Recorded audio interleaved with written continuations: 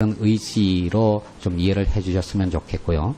그런 어떤 저희 선의에 대해서 좀 신뢰를 해주시기를 여러 의원님께 당부 말씀드립니다. 네.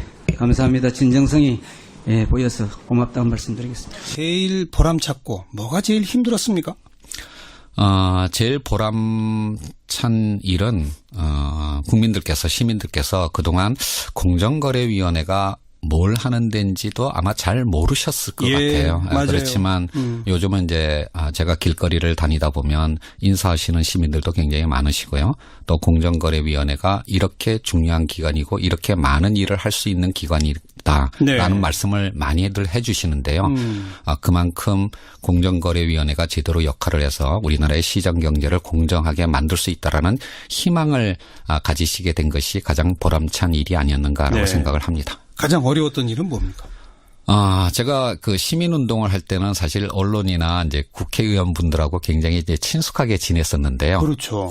근데 이제 딱 공직을 맡았다 보니까 갑을 관계가 완전히 바뀌어서 제가 정말로 이제 언론과 의원님들 앞에서는 을을 일 수밖에 없다라는 것을 절감하고 있습니다. 이게 가장 어렵습니다. 청문회 때부터 그랬죠. 그렇습니다. 예. 요즘 조금 아까 우리 국민들께서 공정위가 이런 일을 하는구나. 또 우리 사회가 좀 좋아질 수 있구나. 희망을 갖게 되는 것이 보람차다 했는데 그래서인지 공정위 문을 두들기는 민원이 끊이지 않는다면서요. 월간 민원 건수로 따져본다면 최근에 민원 건수가 작년에 비해서 2배로 늘어났습니다.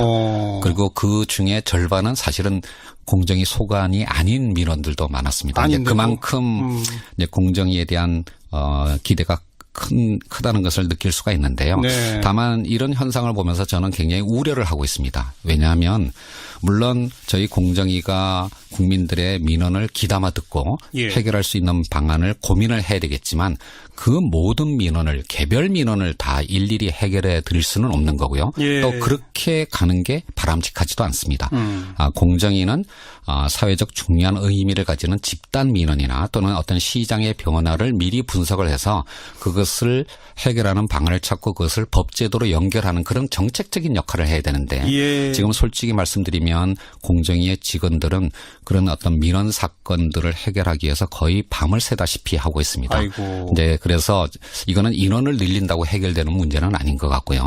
그래서 저희 공정위에서는 이런 민원들을 보다 효과적으로 해결할 수 있는 그런 다른 어떤 많은 방법들을 좀 강구하려고 하고 있고 이제 이것을 법 집행 체계 개선 TF라는 데서 논의를 하고 있습니다. 예를 들면 그런 어떤 개별 민원 같은 경우는 공정위가 독점하는 것이 아니라 지자체에 위임을 함으로써 그런 어떤 간단한 어떤 조사나 과태료 부과 등의 처분은 사실 공정위보다도 지자체가 더 잘할 수 있는 부분도 있기 때문에 이제 그런 어떤 권한들을 위임하거나 이양하는 방안에 대해서도 고민을 하고 있고요. 아마 조만간 서울시나 경기도하고는 MOU를 체결할 계획도 갖고 있습니다.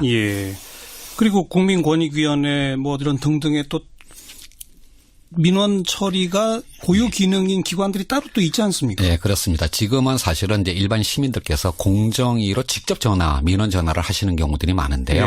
전화 한 건 받으면 1시간씩 이렇게 상담을 해야 되는데 근데 이런 부분에 관해서 이제 권익위의 민원 상담 전문 어떤 상담 전화를 개설함으로써 거기서 이제 일단 필터링을 좀 하고 그리고 공정위 소관 업무를 공정위로 이관하는 이런 방안도 지금 검토를 하고 있습니다. 그래요. 공정위는 제도 개혁, 정책 수립 이런 쪽에 집중하는 곳이지 개별 사안을 처리하는 곳으로 흘러가서는 곤란하다.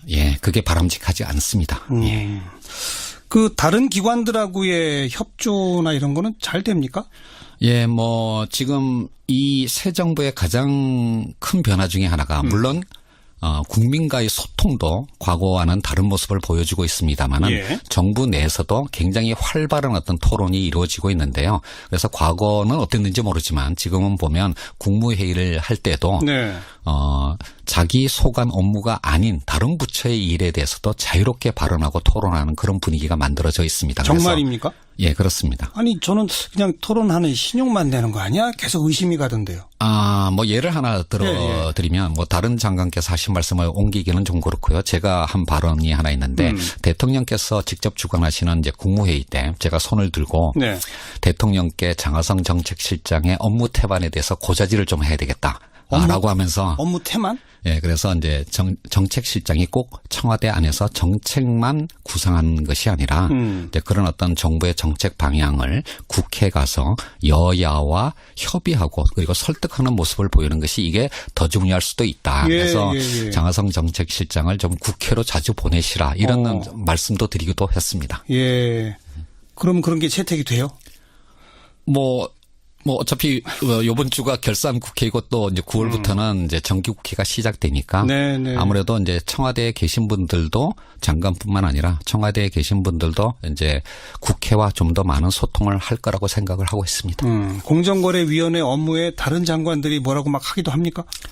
뭐 이렇게 질책하는 말씀보다는 이제 이런 문제가 있는데 이것도 해야 되지 않느냐. 이거는 이제 공정위와 같이 일을 하는 게 훨씬 더 효과적이다. 뭐 이런 말씀들을 많이 하십니다. 네. 뭐 예컨대 김영주 노동부 장관께서는 이런 뭐 최근에 불행한 사건도 네. 사고도 있었습니다만은 이런 이제 하도급 관계에서의 위험의 외주화 문제에 그렇죠. 관해서 그게 꼭 노동부의 노력만으로 해결되는 게 아니기 때문에 하도급 관계의 공정화를 위해서는 공정위와 같이 협업을 해야 된다. 이제 이런 말씀을 하셨습니다. 뭐 저도 당연히 동의하고 그런 방향으로 노력할 생각입니다. 그 STX 조선 사고 나서 4분 목숨 잃은 그 건과 관련해서. 그렇습니다. 네.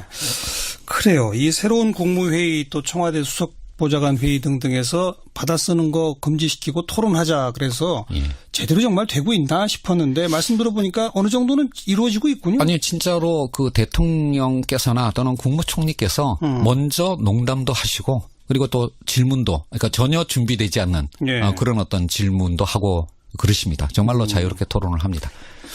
지난 72일 사이에 뭐 일의 우선순위라는 게 있으니까 그 김상조 위원장이 취임하면서 제1번 일로 삼았던 것이 아마 프랜차이즈, 대기업, 뭐 유통업계 이런 불공정 거래에 대한 현장 조사 이런 거잖아요. 네네. 그죠? 예. 뭐 어느 정도 지금 진척이 됐습니까?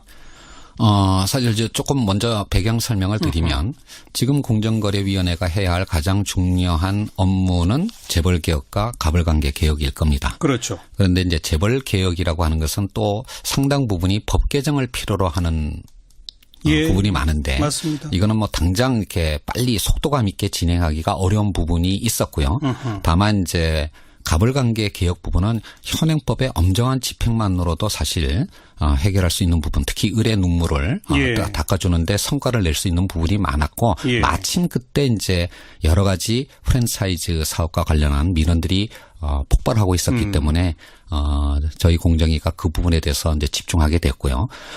먼저 가맹사업, 그러니까 프랜차이즈 사업에 대한 대책을 발표하면서 주요 50개 가맹본부에 대한 지금 실태조사를 하고 있고 두 번째로는 이제 유통업에 대한 또 이제 대책도 발표하면서 또 그 관련 업계의 목소리를 듣기 위해서 9월 초순경에 관련 협회와의 미팅도 준비를 하고 있습니다.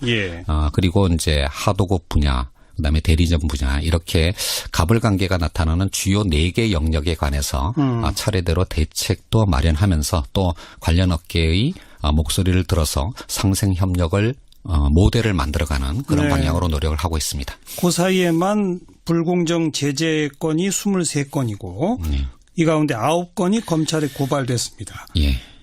근데 취임 전에 6개월 동안 고발된 거는 한 10건 정도거든요. 그에 비춰보면 한 2달 사이에 훨씬 더 많은 걸 한 거예요. 사실 그 공정위와 관련된 어떤 그 문제점 중에 하나가 솜방망이 처벌이라는 거였지 않습니까? 그렇죠. 특히 이제 검찰 고발을 잘 하지 않기 때문에 공정위가 갖고 있는 전속 고발권을 폐지하자는 주장도 많았었는데요. 물론 그 방안에 대해서도 지금 저희들이 검토를 하고 있습니다만은 무엇보다도 먼저 공정위가 갖고 있는 고발권을 적극적으로 행사하는 것이 문제 해결의 출발점이라고 생각하고 있고요. 특히 뭐 최근에 있었던 이제 아주 소규모 담합 사건 은 사실 고발까지 해야 되느냐라고 생각하실 분이 있으시겠지만 한국 수력 원자력 입찰에 발주에 9억 원인데 근데 이게 정부 조달 그러니까 입찰 담합이었습니다. 즉 국민의 세금을 축내는 그런 것이기 때문에 금액에 다가와는 관계없이 이거는 엄벌해야 된다는 취지하에서 고발을 했던 겁니다. 그리고 이제 고발하지 않은 거는 과징금 뭐 이렇게 가잖아요. 네. 근데 과징금 액수가 너무 적잖아요. 그게 지금 공정위가 갖고 있는 과징금 고시라는 것이 있습니다. 거기에 정해진 대로 할 수밖에 없는 것이고요. 그거 바꾸려면 법 개정이 필요합니까? 그러니까 그 과징금 부과의 상한은 법에 정해져 있습니다. 그리고 이제 그 상한 하에서 가중하고 감경하는 여러 가지 사유들이 있고요. 예. 이제 그런 것들은 공정위가 자체 규정을 통해서 이제 조정할 수 있는 부분도 있는데 그동안은 상한 자체도 낮았지만 그렇죠. 가중 감경에 어떤 일관성이 없는 부분도 많았습니다. 이제 네. 이런 부분에 관해서 지금 공정위가 이 과징금 부과의 엄정성도 높이면서 동시에 선진국에 비해서 너무 낮게 설정돼 있는 이 과징금의 상한 자체를 올리기 위한 법 개정 작업까지도 같이 하고 있습니다. 준비하고 계시다. 예. 네. 그리고 뭐 일부 보도에 따르면 내년부터는 TV 홈쇼핑, 예. 그다음 기업형 슈퍼마켓, 예. 집중 점검 대상을 이렇게 다 예고를 하시더라고요. 예. 그런 이유가 있나요? 사실 긴급 불시 점검해야 되는 거 아니에요?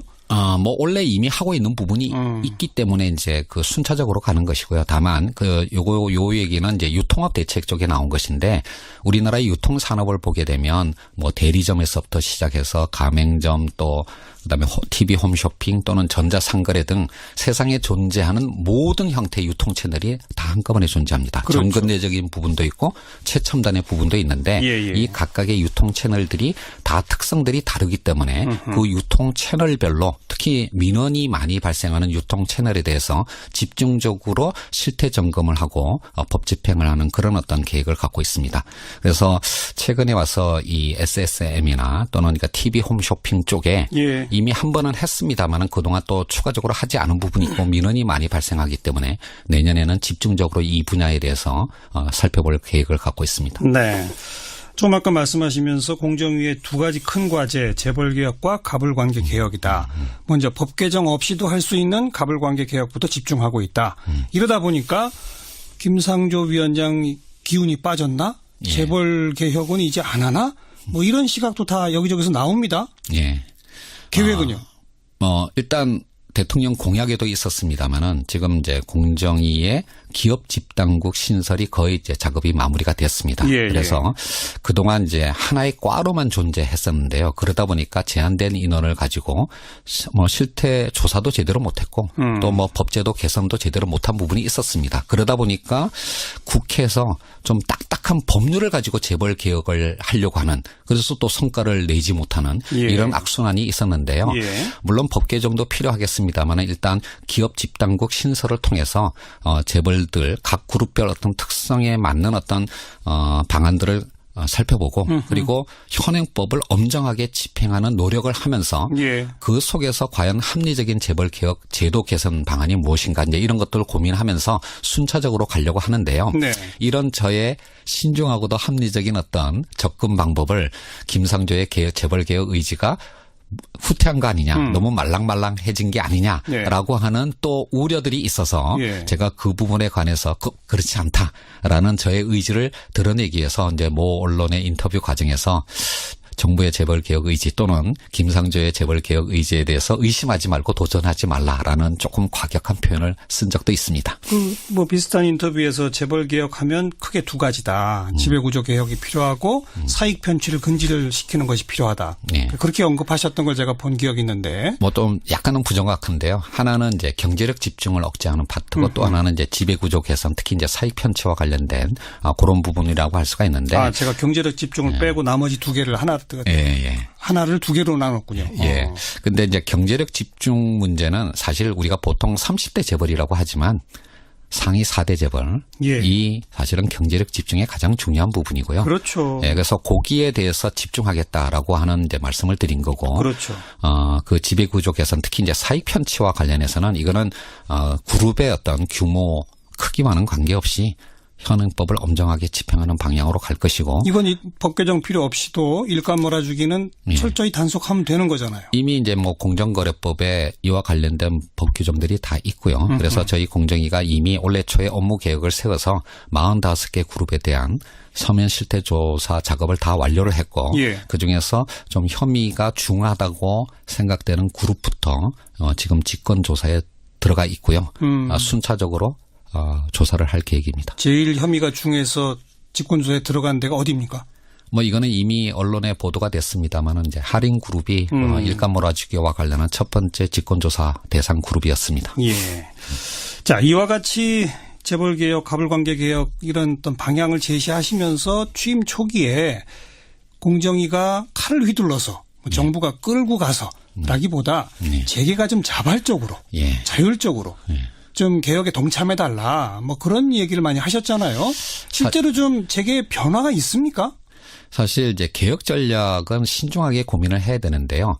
한국 경제가 고도 성장하고 재벌들이 돈을 잘 벌고 있다면 조금 더 급하게 개혁을 추진할 수도 있을 것 같은데 뭐 다들 아시는 것처럼 지금 세계 경제나 한국 경제는 굉장히 어렵고 재벌들도 일정 부분은 부실 징후를 보이는 그룹들이 꽤 있습니다. 이런 상황에서 너무 급격하게 접근하는 것은 오히려 득보다도 실이 더 클 수 있다고 생각을 하고요. 따라서 이제 제가 재계 관계자분들을 만났을 때 인내심을 가지고 기다릴 테니까 지배구조 개선이나 또는 이제 그 거래 관계 하도급 거래 관계 등에서 좀 자발적인 어떤 개선의 모습을 보여달라라고 당부를 드렸고 그렇지만 너무 오래 기다릴 수는 없다라고 하는 또 경고의 말씀도 드렸습니다. 그래서 실제 현장에 직원들이 가보면 기업들이 알아서 스스로 그렇게 하도급 구조라든지 이런 걸 좀 변화시키는 뭐가 이제 보여요?